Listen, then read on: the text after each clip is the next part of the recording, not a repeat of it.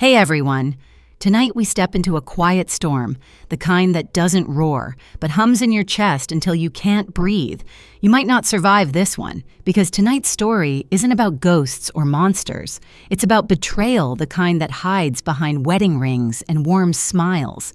So before you get too comfortable, take a moment to like the video and subscribe, but only if you truly enjoy what I'm doing here.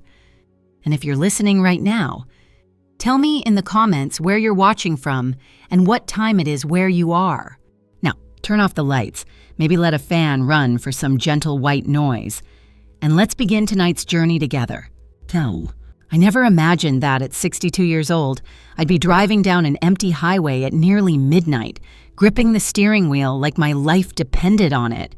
The world outside my windshield felt too still, too calm, as if holding its breath for what I was about to find. 3 hours earlier, I'd passed by the high-rise where my husband, Elijah Vance, had worked for 25 years. It was dark, the parking garage empty, a closed for renovations, sign taped to the glass doors. That made no sense. Elijah had told me just that afternoon that his team was pulling an all-nighter for the Tokyo project. I'd even packed him a dinner, his favorite roast chicken, brown rice, and steamed broccoli, a wife's small way of showing love. I called him, my hands trembling slightly.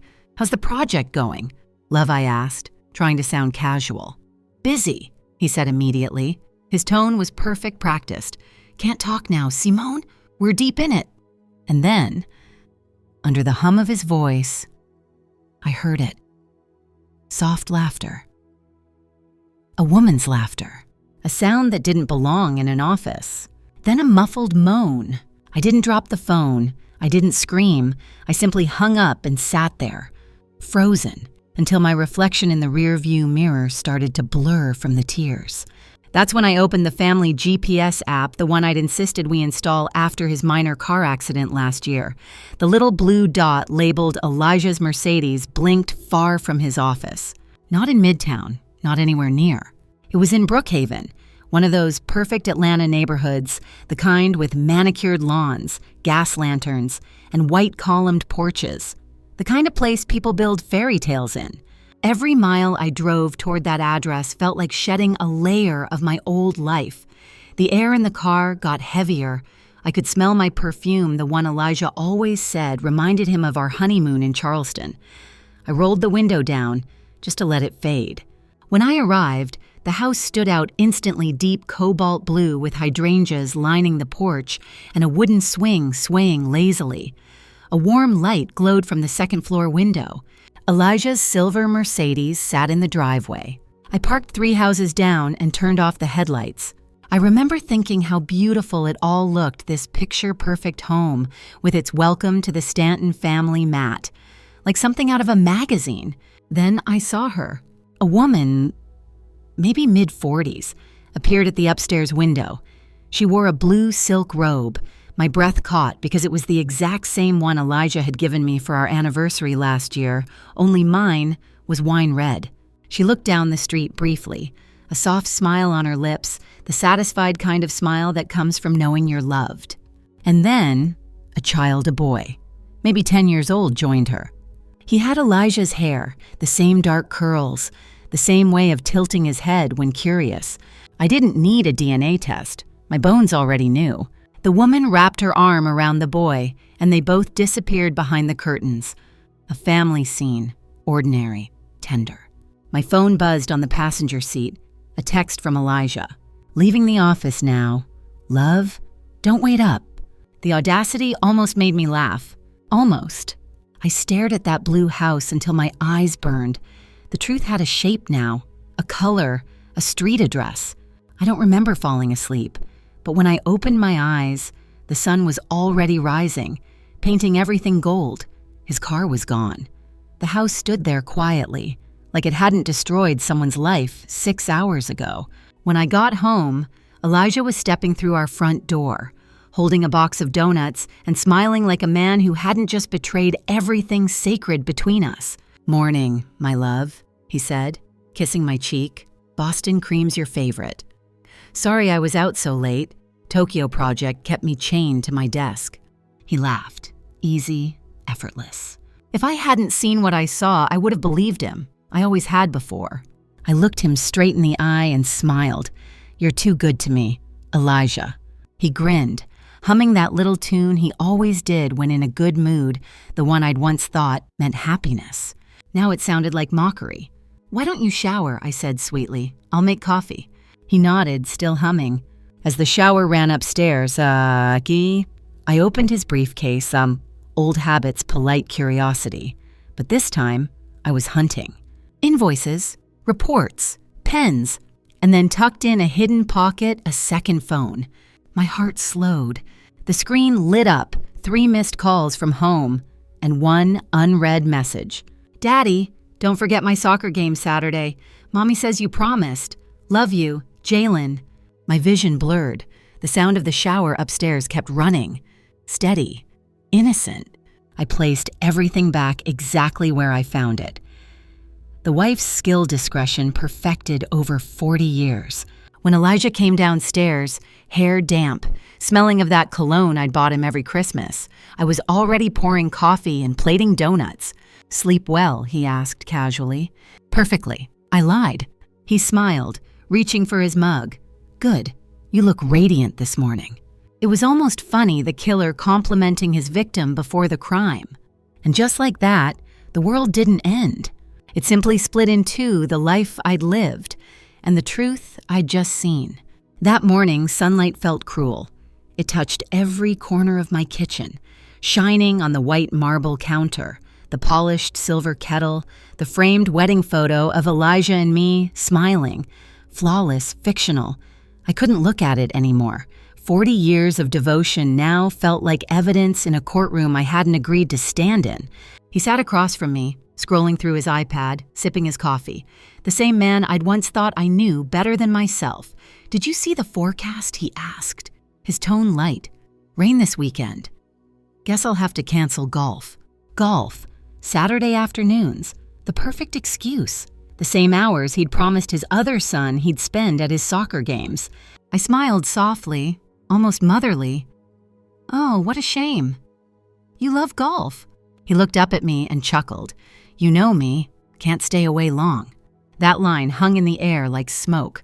When he left for work, I stood in the doorway and watched him drive away. He waved, like always. A sweet, ordinary gesture that made my skin crawl.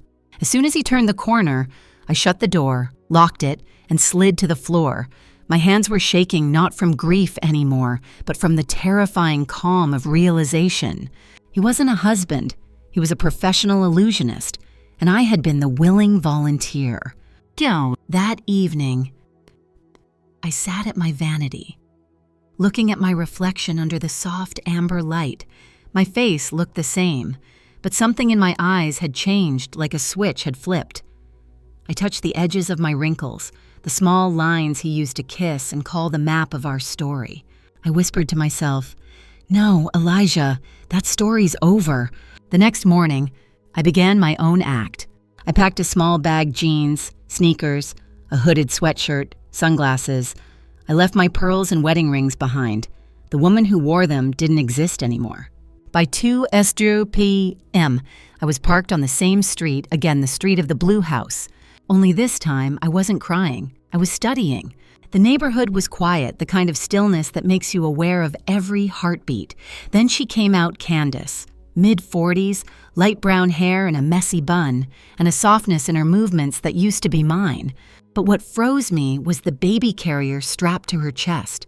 A tiny hand peeked out, grabbing at her robe. A baby, no more than 6 months old. A baby that could only belong to Elijah. My chest tightened. I leaned back in my seat and stared through the windshield as she adjusted the carrier and started down the street. I followed on foot, far enough to be invisible but close enough to hear her voice. She hummed a lullaby I recognized, an old Nat King Cole tune Elijah loved. The sound burned.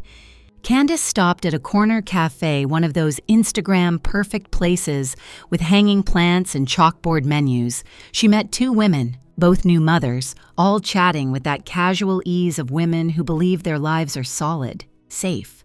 I took a table near the window, pretending to scroll on my phone while I listened. "You're lucky, Candace," one woman said, stirring her latte. "Marcus is such a hands-on dad. My husband barely changes a diaper." Candace smiled, pride in every word that followed.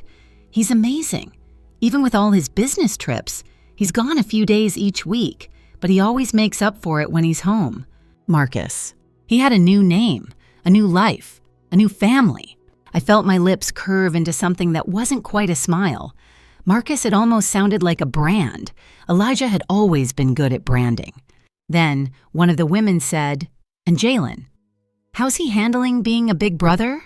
"Jealous at first," Candace said with a soft laugh, "but Marcus bought him a new baseball glove. They play together every Saturday afternoon. He's so patient with him." Saturday afternoons, the same hours I'd spent alone, believing my husband was mentoring young executives over lunch. That was when it hit me. Elijah didn't just divide his time. He divided his soul. I left the cafe before they noticed me, my hands trembling so hard I nearly dropped my phone.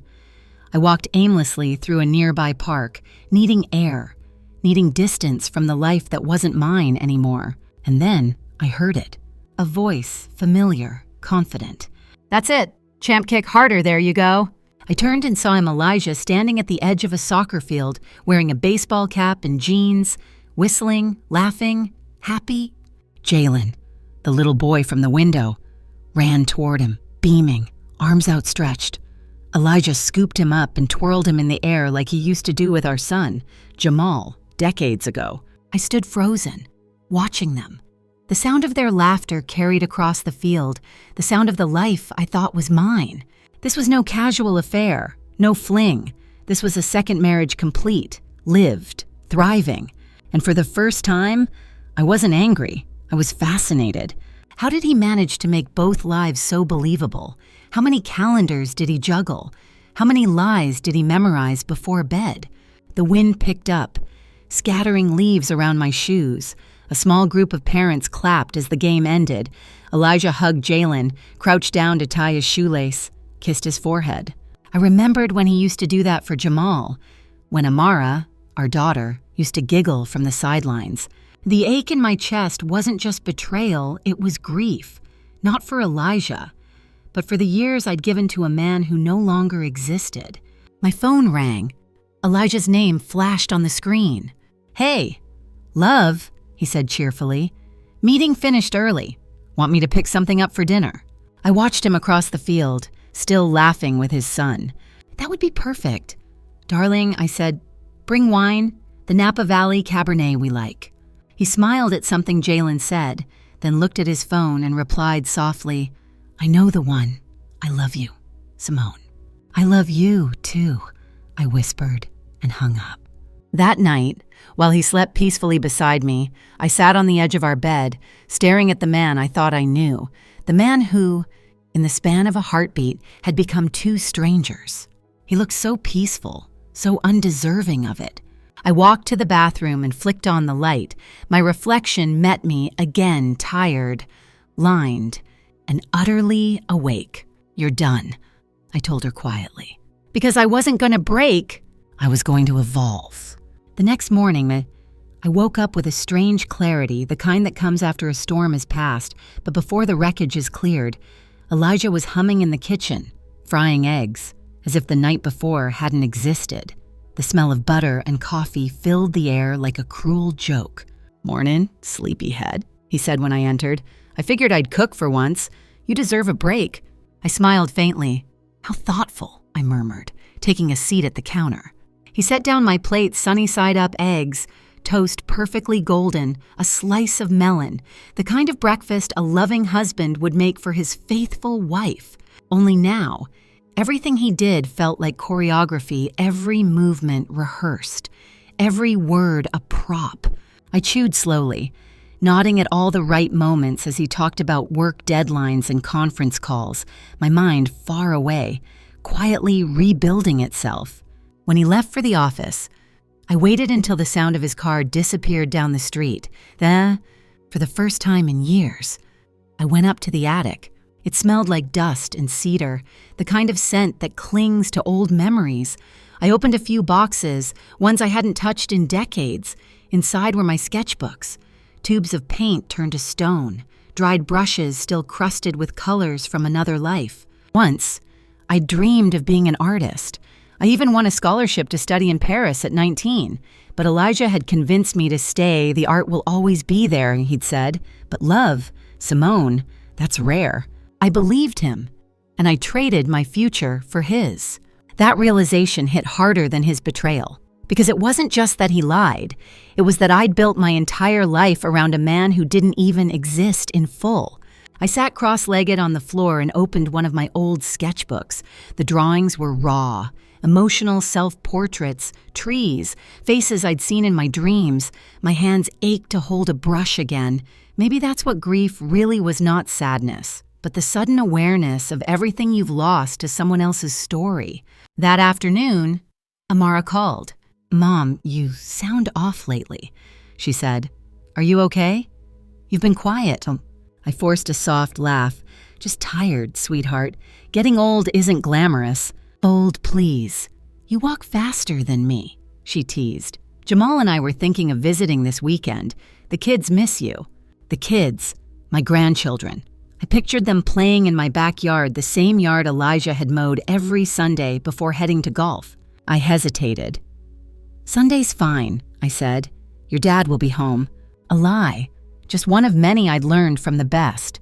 After we hung up, I sat at the kitchen table and began pulling out files, receipts, and credit card statements. I'd ignored these for years, too trusting to question them. But patterns appeared like constellations in a dark sky. Regular transfers to an unknown account, jewelry stores I'd never shopped at, medical expenses that didn't match ours. It was all there, an entire double life documented in black and white. That's when I made a decision that felt both terrifying and liberating. I wasn't going to confront him. Not yet. I was going to investigate him. I made a few discreet calls, one to an old friend named Elaine, whose husband worked in private security. She gave me the number of a man named Sterling. "He's expensive," she warned, "but thorough." When I met Sterling 2 days later, he was exactly as I imagined, quiet, deliberate, and tired in the eyes, the kind of man who'd seen more human ugliness than he cared to admit. "What do you want to know, Mrs. Vance?" he asked. "Everything," I said. "How long it's been, who she is, what he's hiding." He studied me for a moment. "Are you sure you want the truth? It rarely brings peace." I thought about that for a second. "Peace is overrated," I said softly. "I'll take clarity." He nodded. "Then clarity you'll get." Elijah came home that night with a bouquet of white calla lilies, my favorite, or perhaps the favorite of the version of me he'd built. "For you," he said, smiling warmly, just because. I took them and inhaled their sweet scent, masking the bitterness rising in my throat. "You're spoiling me lately," I teased, gently placing them in a vase. He kissed the top of my head. "You deserve it." If only he knew how right he was, though not in the way he thought. For the next week, I became a perfect actress.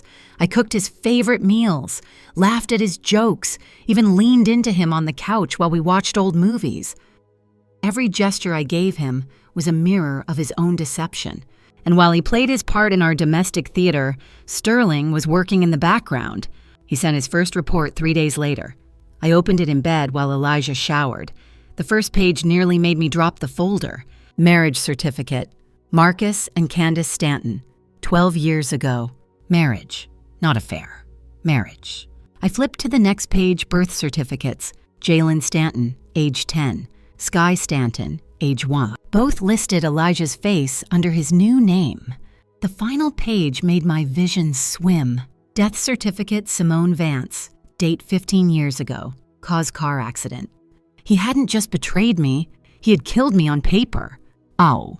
When Elijah came out of the shower that night, I was sitting at my vanity again, brushing my hair. My reflection met his in the mirror. "You okay?" he asked, towel draped over his shoulders.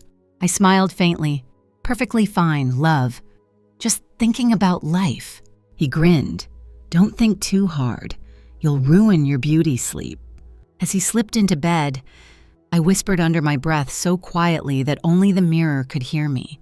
"Oh, Elijah, beauty sleep is over. The awakening's begun." By the time the sun rose, I was already awake, not out of habit, but because sleep had become impossible. Betrayal has a way of rewiring your body.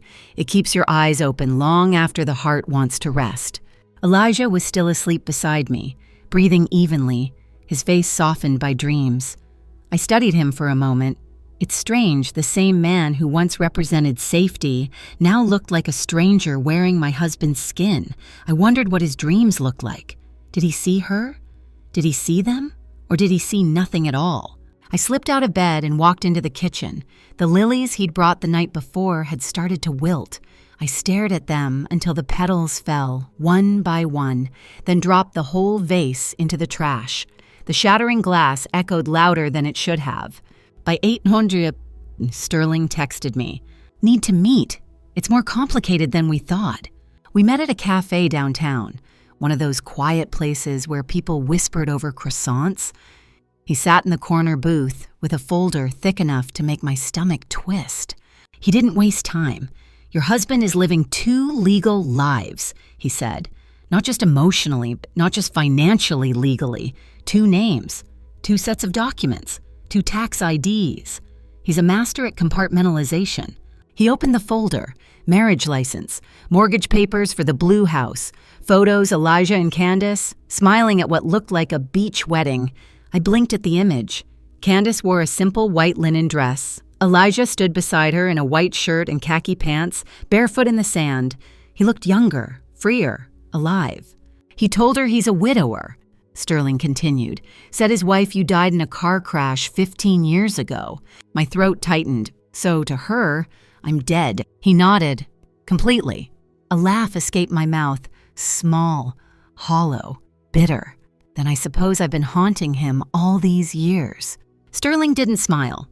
"He also used your mother's inheritance to fund his second family. Bank transfers, hidden accounts, property titles, all trace back to that original trust." The air around me seemed to tilt. My mother's money. Yes. He moved it through a consulting company registered under his alias, Marcus Stanton. That firm funds his other household.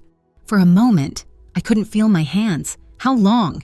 12 years, Sterling said quietly. "The boy is 11. It started just before he was born."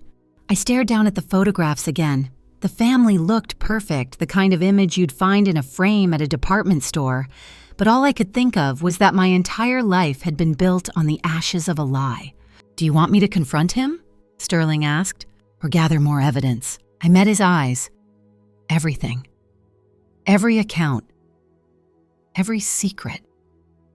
Every lie. I want to know exactly what he built with the pieces of me. That night, Elijah came home humming again, carrying takeout from my favorite Thai restaurant. He kissed my cheek, set the bag on the counters, and said, "You've been quiet lately. Something wrong?" "Nothing," I replied smoothly, "just tired." He reached for my hand. "You know I love you, right?" I almost laughed. Of course. The next day, Sterling sent another file. Inside were more financial documents, photos of Elijah traveling under his other name, and a summary that made my blood turn to ice. "Mr. Vance forged your father-in-law's will. The real one leaves everything to your children, with you as administrator. Elijah filed a fake version that gave him sole control. Forgery, fraud, bigamy, theft. He hadn't just betrayed me. He'd stolen the very foundation of our family." Yeah. I called Jamal that afternoon. "Son, I need your help with something legal," I said, keeping my tone steady. He heard the weight behind my voice immediately. "What kind of help?" "I can't explain over the phone. Can you come to the Marriott downtown room 608? He was there within an hour. When he saw the folder spread across the bed, his jaw tightened. "What am I looking at?" "Your father," I said simply. He skimmed through the documents, his lawyer's instincts taking over scanning, analyzing, piecing together the pattern. His face went from confusion to horror to something colder. "This isn't an affair," he said finally. "It's a felony." "I know."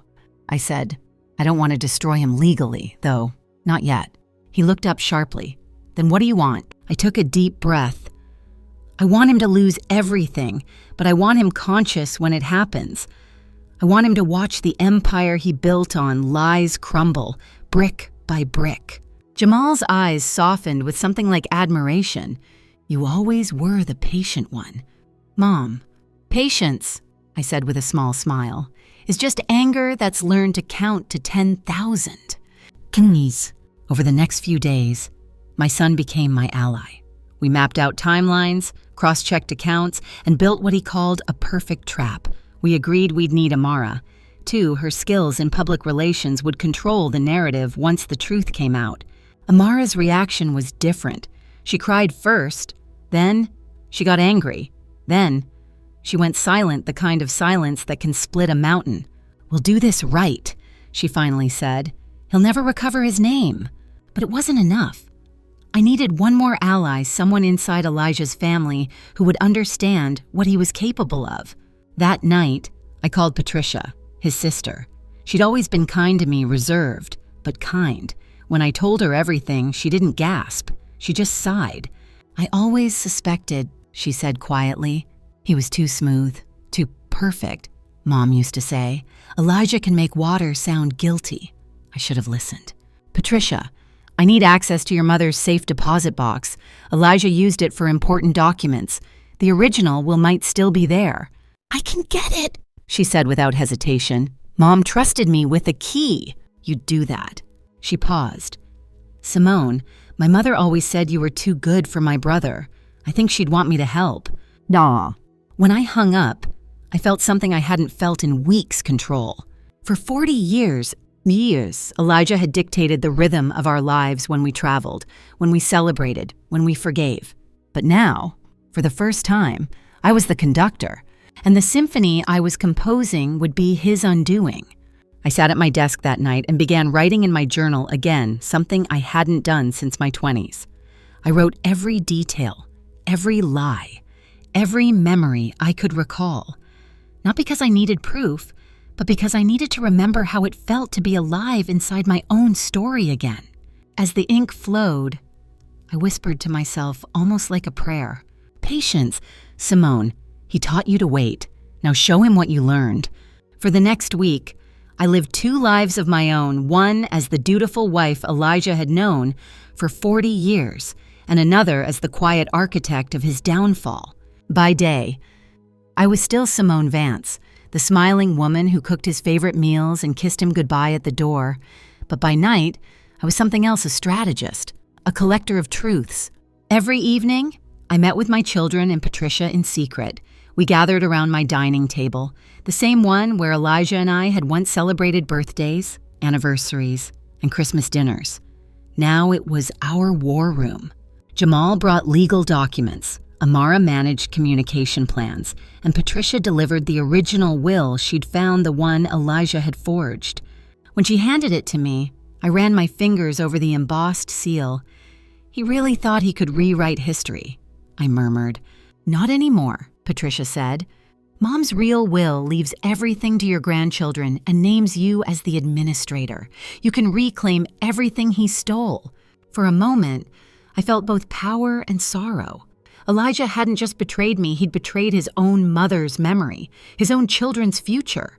I don't want his money, I said quietly. I want him to choke on his lies. That night, after my conspirators left, I cleaned the kitchen slowly. Every movement became ritual, wiping the counter, rinsing glasses, folding napkins. I needed the normalcy. When I turned off the lights, I saw Elijah's shadow in the hallway. He was leaning against the door frame, arms crossed, smiling softly. You look deep in thought, he said. I'm just tired, I replied. Maybe we should take a vacation, he offered, somewhere quiet. You've been tense lately. I almost laughed at the irony. Maybe after your next big project, yeah, I said, placing a hand gently on his chest. He kissed my forehead. You're my anchor. Simone, I don't know what I'd do without you. The words hit differently now. You'd live 2 more lives, I thought. But out loud, I said, I know. Baik. The next morning, Sterling met with Jamal to finalize the financial report. He'd traced every cent Elijah had moved across state lines and offshore accounts. The sum was staggering, nearly $5 million. Your husband's built a small empire, Sterling said grimly. He's clever, but clever men always forget the same thing someone else is watching. Jamal nodded. We freeze everything on her command. And that became the plan, simple, surgical, devastating. While Elijah went about his life, we prepared to cut off his access to money, identity, reputation, and freedom. Piece by piece, the mask would crumble. Diritissimo. In the meantime, I played my part flawlessly. I wore the dresses he liked. I cooked elaborate dinners, laughed at his stories, and even initiated affection.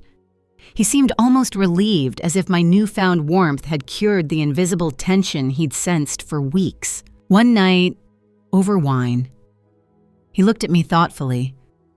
You seem different lately, he said, lighter. I smiled, swirling my glass. Maybe I finally realized what matters. And what's that? Truth, I said softly. It's freeing. He chuckled, not catching the meaning. You've been watching too many mystery shows again. I smiled, matching his laugh. Maybe. Inside, though, something cold and clear took root, the kind of peace that only comes when you know exactly how and when a reckoning will unfold. Yes, and Mom. 2 days later, Amara called. Mom, she said, my PR team's ready. The media won't know it's us until the exact second we want them to. Her tone was calm, professional, lethal. My daughter had inherited her father's strategic brain, but not his cruelty. Make sure no one gets hurt, I said. She paused. Only the guilty will. That night, I received one more call from Patricia. Elijah just called me, she said. He asked if you were acting strange. My heart skipped. And what did you tell him? That you've been painting again, that you've been nostalgic. I smiled. Perfect. She hesitated. Simone, you're sure about this? Once this starts, there's no going back. I took a deep breath. He killed me on paper 15 years ago. Patricia, I'm just giving him a funeral. Elijah came home late that night, smelling faintly of baby powder and marinara sauce. Sorry, he said, kissing me quickly. Late meeting. I looked up at him with perfect calm. That's all right. I ordered Thai, your favorite. He blinked. You hate Thai food. People change, I said, handing him chopsticks. He smiled. Maybe you're the one going through a midlife crisis now. I met his gaze evenly, maybe. As he ate, I watched him closely, the way he reached for his wine, the way his fingers drummed on the table when he was thinking. Every gesture was so familiar it almost hurt. For a fleeting second, I thought about what our lives could have been if honesty had lived in this house. If love had survived the decades without masks. But that fantasy dissolved as quickly as it came. When he finished eating, he leaned back and sighed contentedly. You know, Simone, sometimes I think we've made it through everything life could throw at us. I smiled gently. You have no idea. That night, I lay awake, staring at the ceiling while he slept. The rhythm of his breathing was steady, oblivious. I reached over, brushed a stray hair from his forehead, and whispered, You'll wake up one morning, and everything you've built will be gone, and I'll still be standing. For the first time since the night I followed the GPS, I slept peacefully, because finally I had a plan. The next morning began like any other Elijah humming off key in the shower while I brewed coffee. The difference was me. Every word that left my mouth now had purpose. Every smile was a weapon. I packed his lunch, kissed his cheek, and watched from the window as he drove away. When his taillights vanished, I dialed Jamal. It's time, I said. He didn't ask which step. He already knew. The plan moved like clockwork. Step 1. Jamal contacted a forensic accountant named Russell, a man who specialized in financial crimes. Within a week, Russell uncovered a web of hidden shell companies Elijah had created under his Marcus Stanton alias. Some were registered in Delaware, others offshore. Step 2. Amara began building quiet anticipation online anonymous posts, subtle leaks about a high-profile Atlanta executive living a double life, just whispers, nothing traceable. Step 3. Patricia worked behind the scenes to retrieve the safe deposit box records. It turned out Elijah had falsified not only his father's will, but several business contracts, each one a noose waiting to tighten. And me, I was the patient center of it all, the eye of the storm.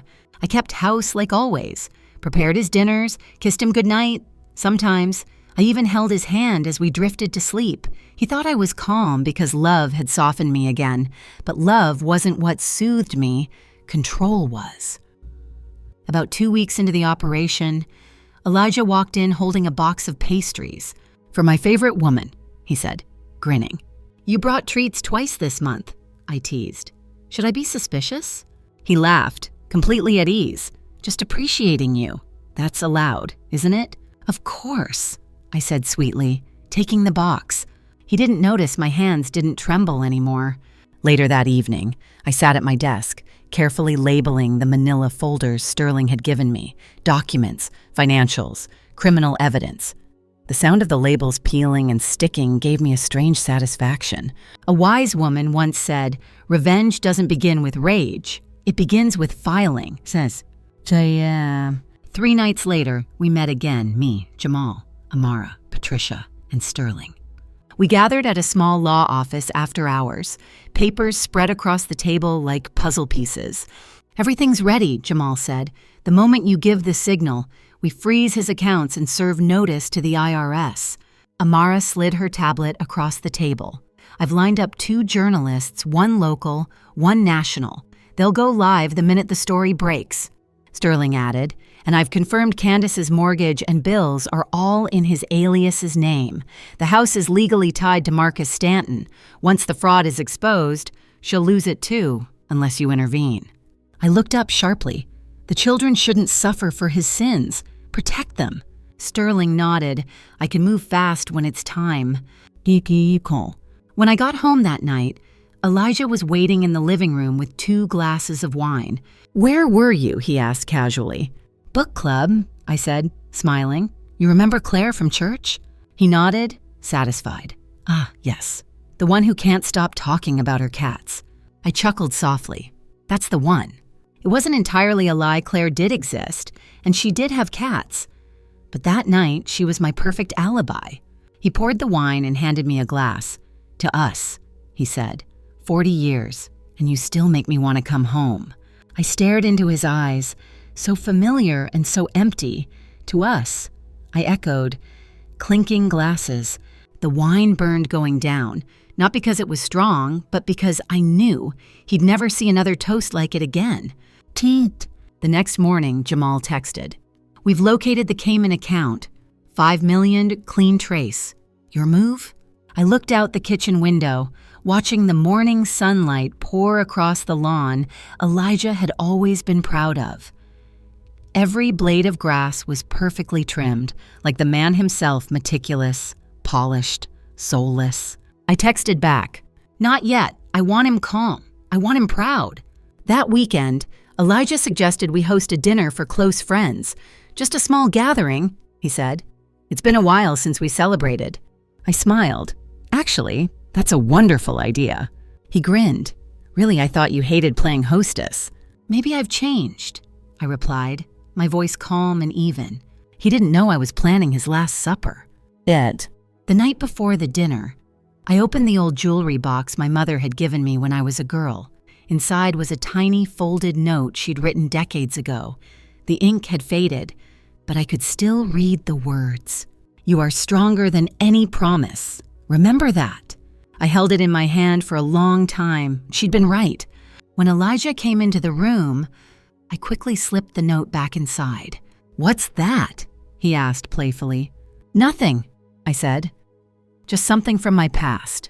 He smiled, completely oblivious. "Leave the past where it belongs, darling." I smiled too. "Oh, don't worry. The past is coming for us soon enough." He laughed, assuming it was another one of my sarcastic jokes. I was grateful for his arrogance. It made everything easier. That night, I stood by the bedroom window, Watching the city lights shimmer like 1,000 tiny secrets, my reflection looked back at me, older, yes, but not defeated. My hair was silvering, my skin no longer smooth, yet my eyes had life again. It's funny how the same woman who once cried herself to sleep now looked like she could move mountains. There's a saying I once heard: when a woman finally stops waiting to be saved, she becomes dangerous. And by then, I was the most dangerous woman I knew. The night of the dinner arrived draped in the kind of calm that feels rehearsed, like the world holding its breath before a storm. Elijah was radiant. There's no other word for it. He wore his navy suit, the one tailored in Milan, and a smug confidence that had once seemed charming. He hummed Sinatra under his breath as he polished the wine glasses. "I can't believe you agreed to this," he said with an easy grin. "You must be feeling sentimental." "Something like that," I murmured. I watched him set the table as if nothing in the world was wrong. His movements were efficient, practiced. The same hands that had once brushed my tears now arranging silverware for guests who thought we were perfect. In truth, we were perfect, just not in the way anyone imagined. Because tonight, my performance would be flawless. Teet. At 700 p.m., the doorbell rang. Brenda and Devin Harris arrived first, Elijah's business partner and his wife, the ones who'd always said, "You two are couple goals." Then came his golf buddies, a few longtime friends, and finally Patricia. She hugged me tight, whispering, "Are you sure you're ready?" I smiled softly. Patricia, I was born ready. I just didn't know it. Elijah gave his usual toast before dinner, something about longevity, love, and the beauty of growing old together. Everyone clapped. I smiled, and the evening unfolded like every other dinner party we'd hosted in decades. Except this time, the champagne in my glass wasn't for celebration. It was for closure. Halfway through the meal, Elijah leaned toward me. "You're glowing tonight," he whispered. "I feel like I'm falling in love with you all over again." I almost pitied him. Almost. "Careful," I said, with a small smile. "You might not survive another 40 years with me." The table erupted in laughter, and Elijah joined in, unaware of the double meaning. After dessert, I excused myself to get more coffee. Instead, I slipped into the den and dialed Jamal. "Everything's lined up," I whispered. He replied, "Accounts frozen. IRS notified. Press embargo lifts at midnight." "Good," I said. "Then the curtain rises tomorrow." When I returned to the dining room, Elijah was recounting a story about his Tokyo project. It was one of his favorite lies. His friends leaned in, nodding, charmed. He was magnetic. As always, a man built for deception. But I noticed something different in his voice that night, a hint of arrogance, a kind of pride that came from getting away with something. That would make his fall all the sweeter. When the last guest left, Elijah leaned against the doorway, smiling. "You were incredible tonight. Everyone kept saying how lucky I am." "Are you?" I asked softly. He laughed, assuming it was playful. "Of course I am. You're my miracle. Simone." For a moment, I let him believe it. I stepped closer, brushed a bit of lint from his collar, and said, "You know, Elijah, I used to think miracles were rare, but lately, I've realized something." "What's that?" he asked. "That sometimes the miracle isn't that God saves you," I said, my voice calm and quiet. "It's that he lets you burn long enough to learn how to walk through fire."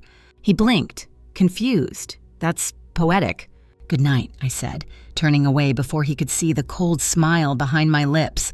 Nyakasit. The next morning was the beginning of the end. At 7:43 a.m., the IRS executed the financial freeze. All his bank accounts, personal, business, and offshore, were locked. At 8:10 a.m., Devin Harris called Elijah. I was in the kitchen, pretending to make breakfast. "What do you mean we're under investigation?" Elijah said sharply. He stepped into the living room, pacing. "That's impossible. We've paid every tack." Pause. "What? Fraud? Who the hell told them about that?" He hung up and slammed his phone on the counter. "Something wrong?" I asked gently. He rubbed his temples. Just a misunderstanding. Someone reported false information to the IRS. False, I asked, stirring my coffee, or inconveniently accurate? He looked up at me, frowning. What's that supposed to mean? Nothing, dear. Just an observation. Ding. By noon, the storm was everywhere. Elijah's face appeared on the television screen, first the local news, then national. Prominent Atlanta businessman accused of fraud and maintaining double identity. My phone buzzed. Amara's text appeared. It's live. The whole country knows. Elijah's phone rang nonstop reporters, partners, even Candace. I could hear her voice screaming through the receiver. Who are you really? Elijah. Or should I say Marcus? He turned pale, stammering nonsense, trying to calm her down. Candace, please, it's not. But the truth had already broken free. He finally turned to me, his voice shaking. Simone, I can explain. I smiled faintly. You've been explaining for 40 years. You just never told the right story. You did this, he said, stepping toward me. You set me up. I uncovered the truth. I corrected. You set yourself up. You ruined my life, he shouted. No, Elijah, I said quietly, stepping closer until my face was inches from his. You built a life that was never real. I just turned on the lights. He froze, staring at me, realizing there was no path out. For the first time, the great Elijah Vance had nothing to say. The moment was almost sacred. That night, I sat alone in the living room as the news replayed his downfall. Images of Elijah's arrest filled the screen cameras flashing, microphones thrust forward, his eyes wild, his hands cuffed. I poured myself a glass of wine and whispered to no one. Justice tastes like Cabernet. Out on the porch, thunder rolled across the Atlanta skyline. Rain began to fall in slow, deliberate drops. I closed my eyes, letting the sound wash over me. Somewhere deep inside, I finally felt what I had been chasing all along. Not victory, not revenge, just peace. It's strange how quiet life becomes once the noise of lies dies out. That morning, the sun rose like it always did, but something in the air felt lighter. I sat at the kitchen table with my coffee, watching the light move across the walls, the same way it had every morning for 40 years. Except this time, there was no waiting for Elijah's footsteps, no pretending, just silence, the clean kind that feels like truth. But I didn't have long to enjoy it. By 9:00, the doorbell rang. When I opened it, 2 men in gray suits stood there, badges glinting in the light, federal investigators. They greeted me politely, asked if I was Mrs. Simone Vance, and handed me an envelope. Inside was a subpoena. Elijah's financial accounts were under full investigation, and I was listed as a cooperative witness. Cooperative. I liked that word. It sounded civilized. It sounded powerful. After they left, I called Jamal. They've made it official, I said. He exhaled sharply. Good. That means they've moved past rumors into evidence. Then it's starting, I whispered. No, Mom, Jamal said. It's ending. Meanwhile, the rest of Atlanta was eating up the story. Every news anchor, every blog, every talk show, they all had something to say about the bigamist of Buckhead. Photos of Elijah with both families were plastered across TV screens and magazine covers. He had always loved the spotlight. Now, it burned him alive. Amara's voice came through the phone later that afternoon. Mom, your name's trending too, but in a good way. People are calling you the most composed woman in America. I laughed softly. Composed. That's just code for exhausted, sweetheart. Still, the idea amused me. For years I'd been invisible, the quiet wife standing behind the great man. Now my stillness was headline-worthy. Date. That evening, I sat in my favorite armchair and turned on the local news. Elijah's mugshot filled the screen. The caption read, Vance executive accused of bigamy, fraud, and identity theft. They showed him being escorted from his office in handcuffs, his silver hair damp with sweat, his once tailored suit now rumpled.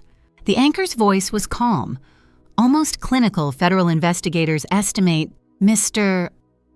Vance's two identities allowed him to conceal millions in untaxed assets and maintain separate families for over a decade.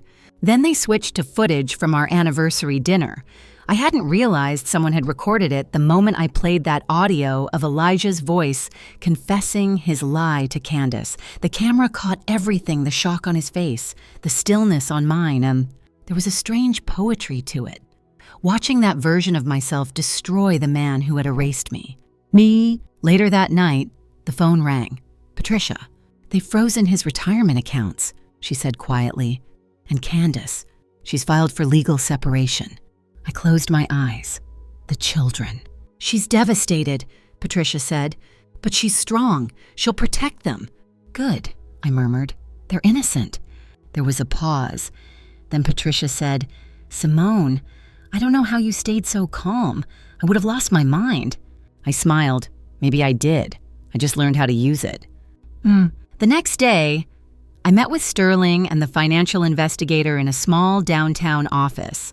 The space smelled faintly of paper and printer ink, and the blinds were half closed against the afternoon glare. Sterling slid a folder across the table.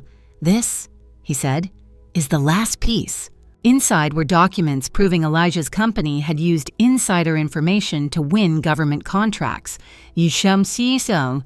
This will nail him to the wall, Jamal said. I nodded, staring at the papers.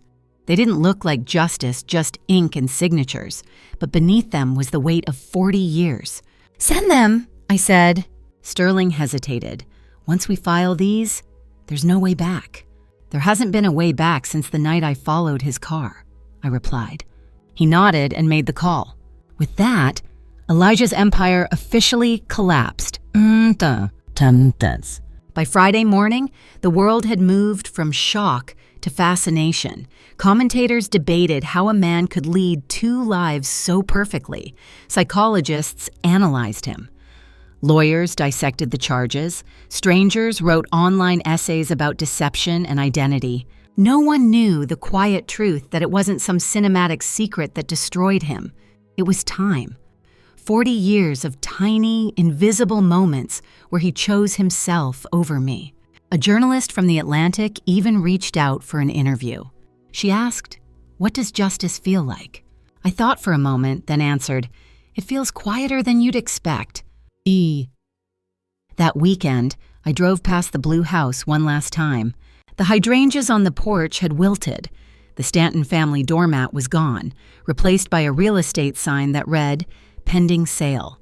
Candace's car was in the driveway, but the curtains were drawn. Through the glass, I could see toys scattered across the living room floor. A little boy was sitting on the couch, staring at a photo frame. I knew who he was, even from a distance. Jalen. My husband's other son. I didn't stay long. I didn't need to. As I drove away, I whispered to myself, "None of this was your fault, little one." And for the first time since it all began, my chest didn't ache. That night, as I stood brushing my hair before bed, I realized something. The house felt too big, too full of ghosts. Every wall, every chair, every lamp held echoes of a life I'd outgrown. So I made another quiet decision, the kind Elijah would never understand. I was going to sell it, not to erase the past, but to make room for something new. When I told Jamal and Amara, they looked surprised, then proud. "Where will you go?" Amara asked. "Somewhere small," I said. "Somewhere I don't have to pretend anymore." The next morning, I stood in the doorway with a box of old family photos, Elijah and me on our wedding day, the kids in their Halloween costumes, vacations, Christmases, birthdays, frozen smiles from another life. I set the box down, took one last look around, and said softly, "Goodbye." As I locked the door behind me, I thought of something my mother used to say, "You can't heal in the same house where you were broken." She'd been right about everything.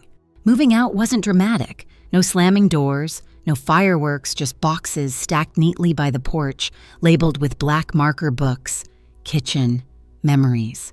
The movers were polite, silent men who didn't ask questions. One of them, A young guy with tired eyes looked at the photo of me and Elijah in our early years, both smiling, too bright, too certain.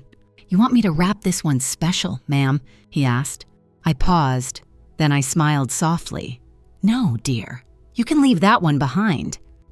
The new apartment was modest, one bedroom, a balcony facing a small park, and the kind of quiet that hums instead of echoes. I remember the first night there, no luxury mattress, no marble bathroom, no silk curtains. Just a simple bed and a soft lamp that flickered like it was learning to breathe again. So was I. That night, I slept without dreams. Daki. The next morning, I brewed my coffee slowly, as if savoring every second of solitude. I didn't turn on the news, didn't check my phone. The world could wait. But peace is a fragile thing. Around 9 a.m., my phone buzzed. Patricia's voice came through, hushed but urgent. "Simone, you need to see this." I turned on the TV. Elijah was on the screen again, this time in court, wearing a plain gray suit instead of his usual tailored armor. His hair was thinner, his jaw tighter, his eyes dim. The prosecutor's voice filled the room. "Mr. Vance, you stand accused of multiple counts of fraud, falsification of identity, and tax evasion. Do you understand the charges?" Elijah looked up, his voice a whisper. "Yes, Your Honor." The camera zoomed in, and for a moment, I saw something I hadn't seen in decades: fear. Real fear. I didn't feel joy. Not exactly. Just closure clean, silent, and steady, like the final page of a long book. Jamal called later that day. "They'll sentence him next week. The evidence you provided made it airtight. They say the judge was impressed by your statement." "What statement?" I asked, startled. He smiled through the phone.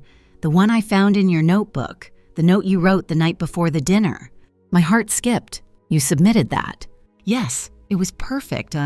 What did it say?" I asked softly, though I already knew. Some men destroy everything they touch, but they never realize the ashes still glow, and from that glow, a woman can rebuild her entire world. Keys. That week, my days fell into a rhythm I hadn't known since I was young. Morning walks, community meetings, small talk with neighbors who didn't know me as Mrs. Vance. For once, I wasn't someone's wife. I was just Simone. And that simplicity was worth more than any mansion. One evening, I went to a community event, a local women's group supporting survivors of financial abuse. I sat in the back at first, listening. One woman, maybe in her 30s, stood up and said through trembling lips, "He told me I was nothing without him." And for a while, I believed it. Her voice cracked. Then I realized I was never the nothing. He was. The room applauded, and I felt something stir inside me. When they asked for volunteers to share, I raised my hand. "My name is Simon," I began, my voice steady but quiet. "And I once built a kingdom around a man who only wanted the throne. When I finally left, I learned the palace wasn't real. But the strength I found outside of it was." There was silence, then applause. Some women cried.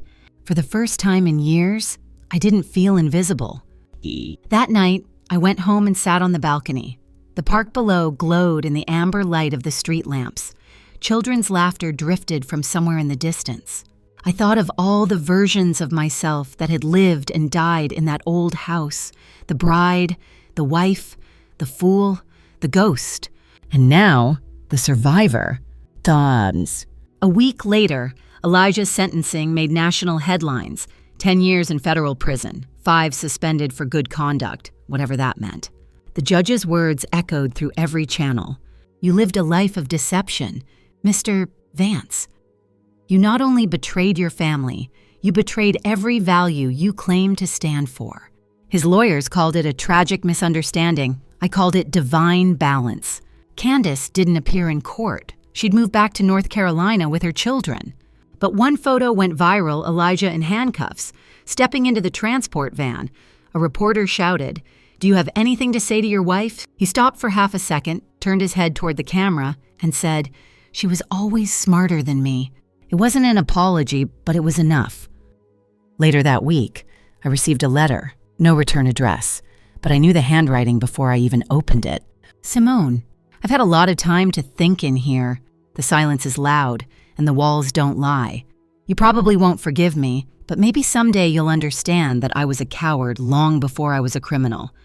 You deserve truth, and I only knew how to give you performance. I hope the world is kind to you now. Maybe it always was, and I was just in the way. Elijah. I folded the letter carefully and set it in a drawer, not to keep, but not to destroy either. Some ghosts deserve a quiet place to rest. A few nights later, Amara visited. She found me on the balcony, sipping tea and staring at the city skyline. "You okay?" "Mom," she asked gently. I smiled. "I think so. I'm learning what peace feels like when you don't have to earn it." She took my hand. "I think you should tell your story, the whole thing." I tilted my head. "Why?" "Because somewhere out there," she said softly, "there's a woman staring at her husband's smile, wondering if she's crazy for feeling unloved. She needs to know she's not alone." Her words settled deep inside me. Maybe the story wasn't over after all. I didn't plan to tell my story publicly, at least not at first. But stories, I've learned, have a way of finding their own way out, like light creeping under a locked door. A month after Elijah's sentencing, Amara called again. "Mom, I've been thinking," she said, her voice careful, almost shy. "You know my friend Marlene, the podcast producer?" I sighed. "Oh, no. You're not suggesting She wants to interview you. Anonymous, if you prefer. It's about women rebuilding after long-term deception." I hesitated. "Amara, I'm not a story. I'm just tired." She was quiet for a moment. "You've earned the right to be tired, but maybe this isn't about you anymore." That line stayed with me all day. Maybe it wasn't about me. Maybe it was about the women who hadn't yet escaped. A week later, I sat in a small studio with headphones too big for my head and a microphone that caught every heartbeat. The host smiled warmly. "You can call yourself whatever name you like," she said. "Simone is fine," I replied. "It's the name I finally learned to love." When the red light blinked on, I told my story not as the victim, not even as the avenger, but as the woman who had once mistaken endurance for love. I spoke slowly, honestly, like I was reading aloud from my own scars. At one point, the host asked, "When did you know you were free?" I smiled softly. The night I stopped needing him to hear me, that's when I finally started listening to myself. The episode went viral, and hundreds of messages poured in, women from everywhere. Some said my story gave them courage to leave. Others simply said, "Thank you for surviving." I didn't reply to all of them, but I read every single one. There was one from a woman named Grace in Oklahoma. "I listened to your voice at 2 a.m. while packing my suitcase. I'm leaving tomorrow. You reminded me that peace is still an option." I cried for her. And for every version of me who once believed she couldn't leave. Darting. Around that time, I picked up painting again, not timid sketches like before, but bold, abstract strokes, color without apology.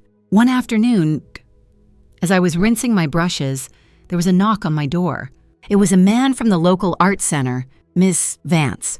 We're hosting a community exhibit," he said. "We've seen your work online. Would you consider showing a few pieces?" I nearly laughed. My work, I haven't shown it to anyone. He smiled. "You might be surprised who's been paying attention." So I said yes. The exhibit opened on a rainy Thursday night. The gallery smelled of varnish and wine, and people wandered quietly between the paintings. My collection was titled Reconstruction. The first piece showed a faceless woman sitting before a cracked mirror. Another depicted a figure walking through fire, barefoot but unburned. But the final painting stopped everyone, including me.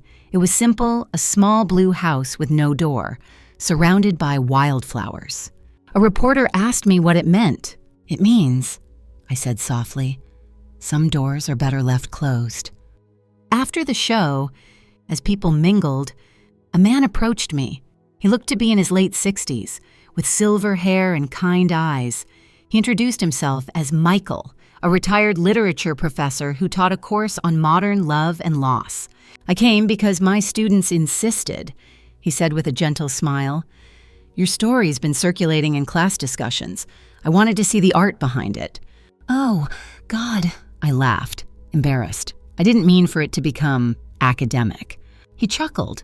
"Don't worry. I tell them truth isn't academic. It's just very, very human." We ended up sharing a glass of wine by the gallery window. "I envy your courage," he said. "Most people spend their lives hiding behind someone else's idea of them." I tilted my head. "And you, do you hide?" He looked at his reflection in the glass. "Not anymore." There was something fragile but warm in his smile, like a man learning to live again, too. Over the next few months, Michael and I became friends. Nothing rushed, nothing labeled. We met for coffee, swapped book recommendations, and sometimes just walked in silence through the park. He never asked about Elijah. He never needed to. One afternoon, as we sat under an old oak tree, he said, "I think forgiveness isn't something we give to others. It's something we use to release ourselves." I nodded. "Forgiveness feels too generous." "Maybe," he said, "but freedom isn't about generosity. It's about lightening the load." Teats. That night, I went home and found myself staring at the letter Elijah had written from prison. I hadn't touched it since the day it arrived. I unfolded it carefully, read it one last time, and then placed it in the fireplace. The paper curled, blackened, then turned to ash. As the last corner burned away, I whispered, "I forgive you, but I don't miss you." The fire crackled like applause. That weekend, Michael invited me to a dance class tango, of all things. "Are you kidding?" I laughed. "At my age," he grinned. "You're exactly the right age to stop caring what anyone thinks." So I went. I stumbled. I laughed. I blushed. But when he took my hand, steady and warm, I realized I hadn't felt the rhythm of life in years. And as the music swelled, I thought maybe this is what healing really is. Not forgetting, not moving on, but learning to move again. It's funny how life has a rhythm. Even after everything burns, a different tempo, slower, softer, but still music. Every morning now begins with the same ritual. Coffee in my chipped blue mug, sunlight crawling across my kitchen floor, and the gentle hum of the city waking below. No schedule, no roles, just me. Sometimes I sit out on the balcony, painting small canvases for no one in particular hands, shadows, bits of sky, little fragments of freedom. And sometimes, when I catch my reflection in the glass, I almost don't recognize her. The woman with silver streaks in her hair, paint under her fingernails, a smile that doesn't look borrowed.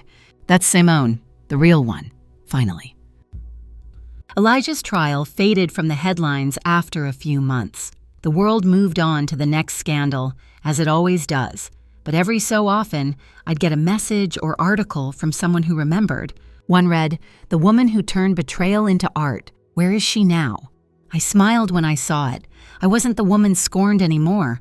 I was the woman reborn. Qasas. One morning, I received a thick envelope in the mail. It was from Agent Sterling, the investigator who had uncovered Elijah's secret life. He'd written a small note, "Open this when you're ready." Inside was a sealed letter addressed in my mother's handwriting. My breath caught. It read, "My dearest Simone, if you're reading this, it means the truth has found you at last. I always feared it would break you, but I see now it would make you. I once saw Elijah with another woman, long ago, but you were so fragile then, so full of hope. I chose silence, thinking I was protecting you. I was wrong. There is something I never told him or you. The inheritance I left in your name has a hidden account he didn't know about. Its location is where we used to hide treasures when you were a child, under the old oak in our garden. When you find it, don't use it to rebuild what he destroyed. Use it to build something entirely your own. Live fully, my love. Be you, Mom." I cried not the broken sobs of betrayal, but the cleansing kind, the kind that feels like forgiveness. That evening, I drove to my childhood home, now owned by a young family who graciously let me look around. The oak tree was still there, its roots thick and sprawling like the veins of time. Beneath it, buried in a small metal box, was what my mother promised: documents, a bank key, and a note for the life she deserves, not the one she endured. The account held more than I ever imagined, enough to live 100 lifetimes. But money wasn't the gift, it was the intention. My mother had believed I'd one day save myself. And I had. A month later, I met Michael at the same cafe where we'd first talked about forgiveness. He noticed my lighter mood before I said a word. "You found something," he said. I did. I smiled, but it wasn't the money. It was proof that I wasn't alone all along. He reached across the table, his hand warm over mine. "You were never alone, Simone. You just couldn't hear your own voice yet." Life became simpler after that. I started teaching an art class at the community center, not technique, but emotion. My students were mostly women in their 50s and 60s, each carrying her own invisible bruise. I told them, we're not painting what we see, we're painting what we survived. And oh, the colors that came from that room. One woman painted a cage of gold with its door wide open. Another painted a river made of letters she'd never sent. It wasn't therapy, it was resurrection. Sometimes I think about Elijah. I heard he was released early for good behavior. He lives quietly now, working for a small accounting firm in another state. Candace never took him back, but she allowed him supervised visits with the children. Patricia told me he's lost weight, that his hair has gone white, that he walks with a slight limp. There's no glee in that image, just closure. One night, while cleaning out old files, I found a photo of us from decades ago, our honeymoon in Savannah. We were laughing, windblown, impossibly young. For a long moment, I just stared at it. Then I placed it in a box labeled fiction, because that's what it was, a story I once lived inside but no longer belonged to. A few weeks later, Amara called. "Mom, the shelter program got your donation," she said excitedly. "They're naming the new art therapy wing after you, the Simone Center for Renewal." I laughed softly. Oh dear, that sounds so dramatic. "Mom," she said, her voice warm, "you are dramatic, in the best way." I smiled. Maybe she was right. Michael and I started traveling together, small trips at first: Charleston, Asheville, New Orleans. Each city felt like a brushstroke on a blank canvas.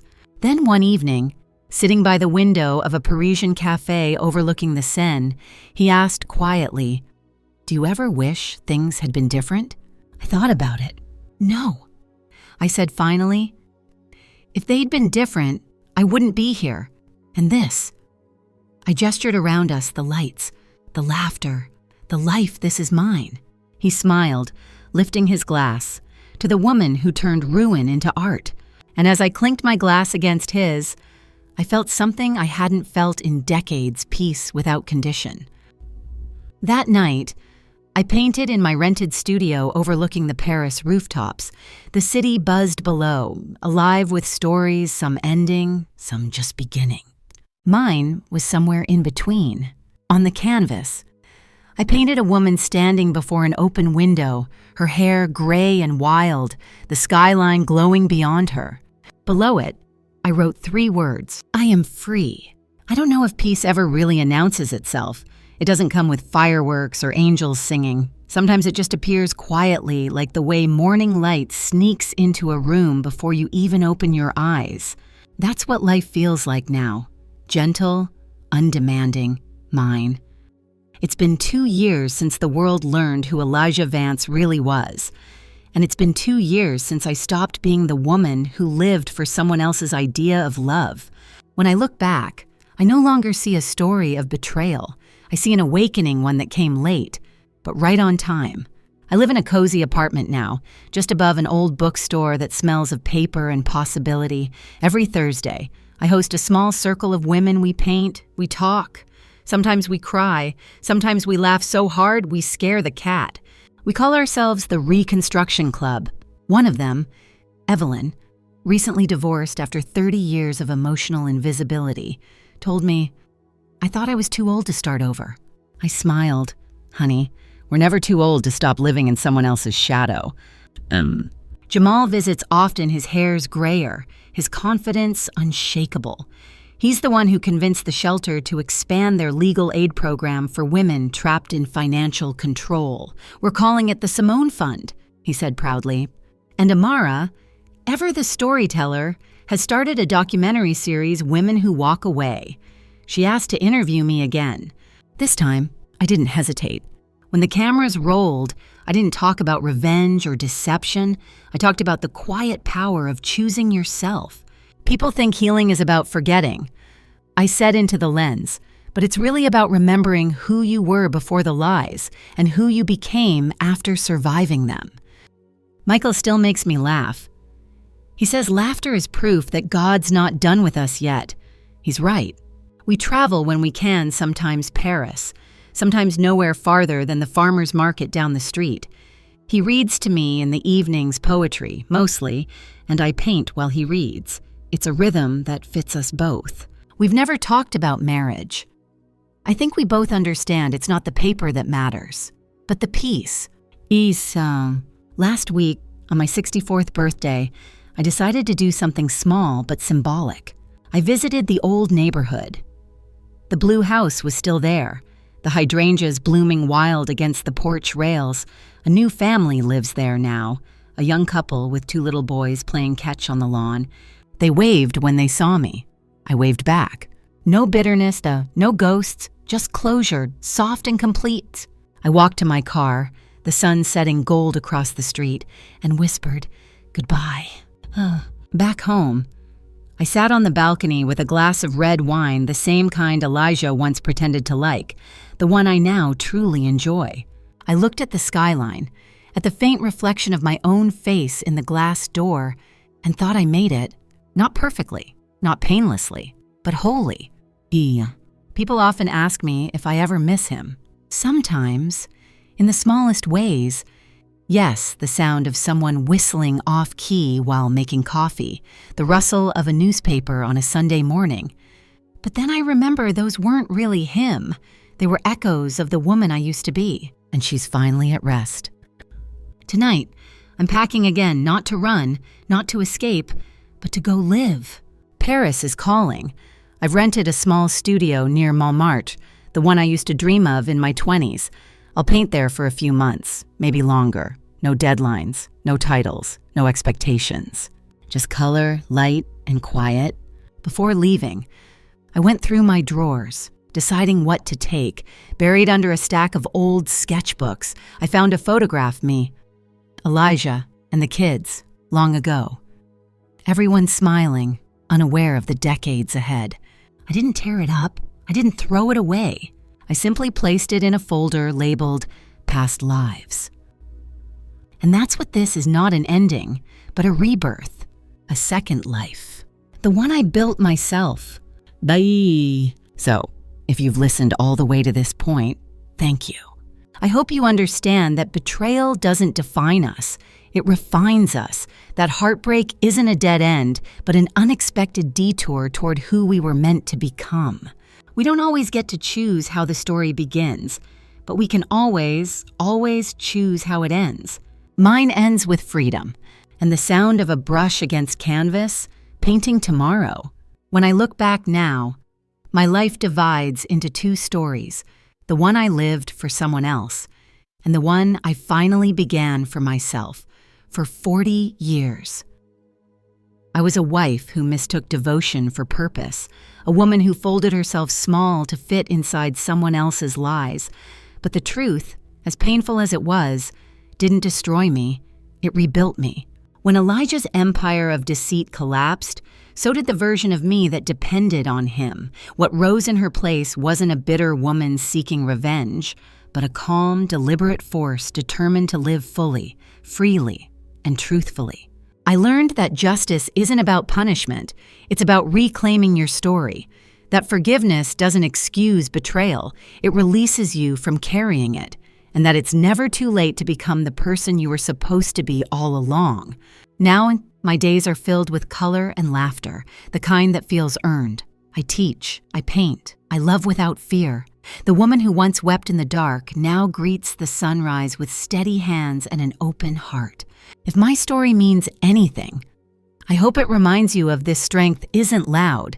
It's quiet, patient, and persistent.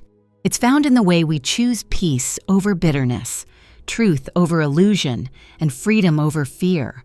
My name is Simone Vance, and this second life is my masterpiece. Did you feel something in tonight's story? Then stay close, my dear ones. I have more true, whispered stories waiting for you, tales of strength, heartbreak, and rebirth.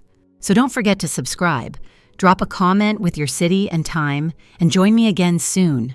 With love and respect, good night.